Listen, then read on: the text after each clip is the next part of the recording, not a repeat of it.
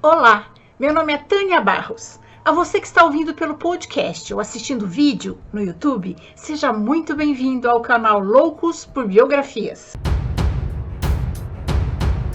E se você é novo por aqui e gosta de biografias, convido você a se inscrever no canal. E se gostar deste vídeo, deixe seu like, seu comentário, porque assim esse conhecimento chega para pelo menos mais 2 pessoas. Agora vamos lá. Senta que lá vem história. Hoje vamos conhecer a biografia de Átila, o mais perverso dos reis Huno. Disse que Átila veio ao mundo para abalar as nações. Era chamado de o flagelo de Deus. Ele aterrorizava toda a humanidade por causa dos terríveis rumores no exterior a seu respeito. Átila tinha um apetite voraz por ouro, terra e poder. Derrotado apenas uma vez, ele foi o mais poderoso dos governantes bárbaros que se alimentavam dos últimos vestígios do Império Romano. Segundo a lenda, Átila carregava a espada de Marte, concedida pelos deuses, como sinal de que ele teria supremacia em todas as guerras e governaria o mundo. Os hunos eram um conjunto de tribos das estepes da Eurásia, com uma reputação assustadora. Eles eram chamados de descendentes dos demônios. A Grande Muralha da China foi construída para mantê-los afastados. Átila foi o mais perverso deles e acabou entrando para a história como um assassino brutal, frio e inescrupuloso. As tribos pagavam o que ele pedia para evitar a guerra. Caso contrário, não havia dúvidas, a destruição era certa. Os hunos aproveitaram o declínio do Império Romano no século IV e V para expandir seus territórios. Até que, em seu auge, sob o comando de Átila, o Império Huno se estendia do rio Danúbio ao Mar Báltico, abrangendo grande faixa da Alemanha, Áustria e dos Balcãs. Diziam que Átila era tão feio quanto bem-sucedido, baixinho de estatura, cabeça grande, nariz amassado, uma pele escura, uma barba arrepiada, olhos pequenos e profundos, agressivo e irascível, era um soldado até o último fio do cabelo. Seu olhar era famoso, tinha uma ferocidade que gelava. Suas tropas usavam arqueiros montados e faziam ataques relâmpago. Ferozes e impiedosas, as invasões eram verdadeiras carnificinas. Átila dizia: por onde eu passei, a grama nunca mais crescerá novamente. Por mais que seu império cobiçasse ouro e terras pelo mundo e seus generais e subordinados exigissem ornamentos caros nas roupas e armaduras, Átila optava pela simplicidade. Quando dava luxuosos banquetes para comemorar suas conquistas, enquanto todos comiam em pratos de prata, Átila comia apenas carne, que era servida em uma vala de madeira, e bebia numa xícara também de madeira. Mas ele não era um bárbaro ignorante.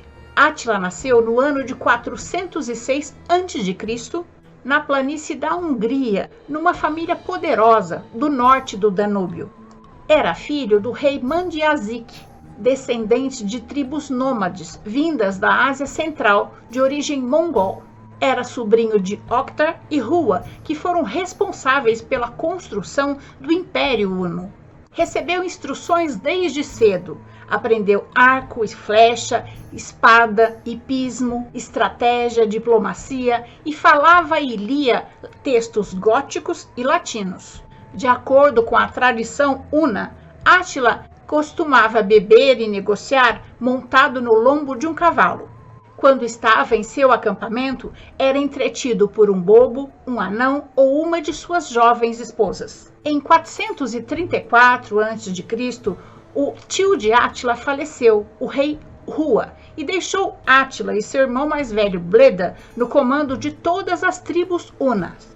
No tempo de Átila, o Império Romano já tinha sido dividido em 2, e o Império Romano do Oriente, também conhecido como Bizantino, era governado por Teodósio III. Para evitar o ataque dos hunos, Teodósio tinha concordado em pagar um tributo anual.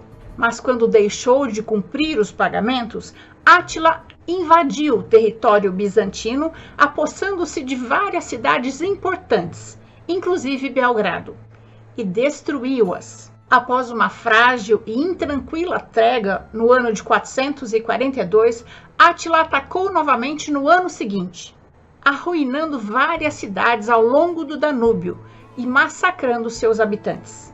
A carnificina na cidade de Nis, na Sérvia, foi tão grande que vários anos depois, quando os embaixadores romanos chegaram lá para tratativas com Átila, tiveram que acampar nas cercanias da cidade para escapar do fedor de carne putrefata. Incontáveis outras cidades tiveram um destino semelhante.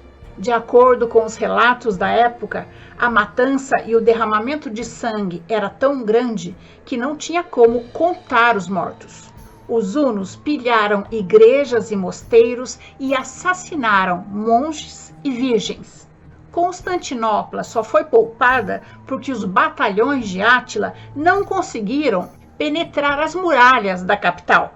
Então ele se voltou novamente para o exército bizantino, infligindo-lhe uma derrota esmagadora e sangrenta. Como indenização por Teodósio ter faltado aos termos do pacto, Átila aceitou a paz por um preço alto. Os romanos teriam que pagar o triplo do tributo anual.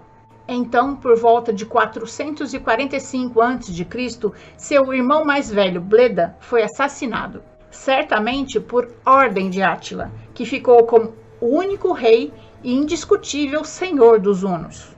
Outra investida contra o Império Romano do Oriente seguiu-se em 447, quando os hunos atacaram mais a leste, incendiando igrejas e mosteiros pelo caminho, mediante o emprego de arietes e torres de assalto rodantes para romper as muralhas e adentrar as cidades, que eles novamente arrasaram, matando cruelmente seus habitantes. A única derrota de Átila aconteceu quando ele invadiu a Gália em 451 a.C. Sua intenção inicial era atacar o reino visigodo de Toulouse, em vez de desafiar abertamente os interesses romanos na área.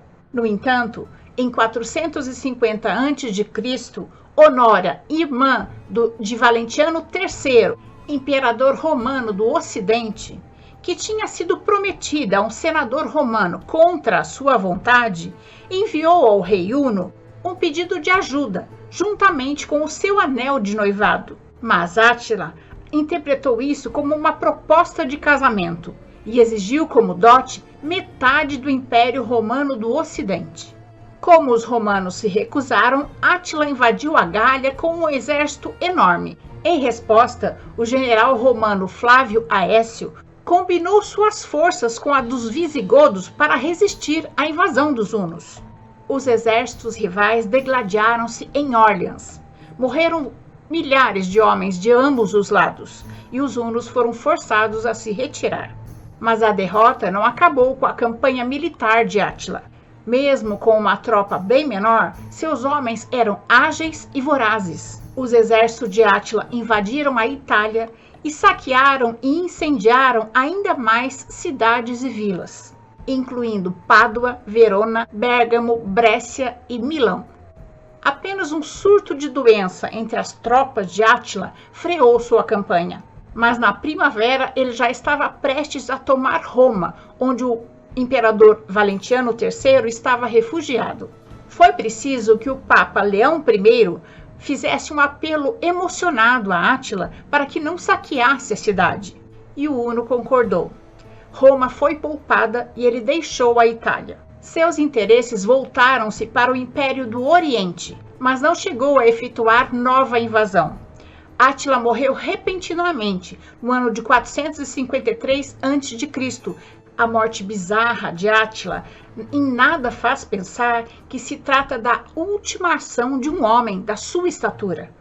Na época em que ainda estava tentando conquistar Honória, ele conheceu outra mulher que se tornou sua esposa, a jovem Íudico. Casaram-se em 453 a.C. A cerimônia acabou numa festança em que o noivo bebeu até cair. Na manhã seguinte, Átila não levantou e seus guardas estranharam e foram atrás de explicações. Abriram a porta e encontraram seu chefe morto, sem ferimentos, mas com o rosto ensanguentado e com a jovem Ildiko ao seu lado, chorando e tentando fazer algo. Devido ao abuso do álcool, Átila teve uma intensa hemorragia nasal e morreu afogado em seu próprio sangue. Os soldados que o enterraram foram assassinados logo em seguida, para que nenhum inimigo achasse ou profanasse seu túmulo.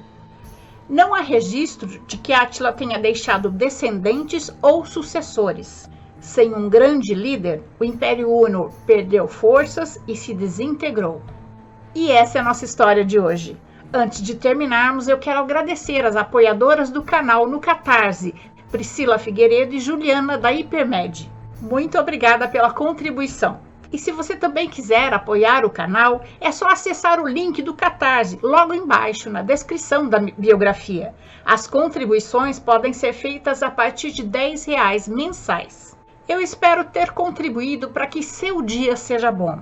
Se você gostou, deixe seu joinha, compartilhe esse conhecimento com seus amigos. Ainda mais agora, que estamos na época de pandemia do coronavírus, é importante nos mantermos em casa, ouvindo e assistindo coisas boas. Se cuidem, hein? Não se arrisquem, não coloquem as outras pessoas em risco. Se puderem, fiquem em casa. Até a próxima história.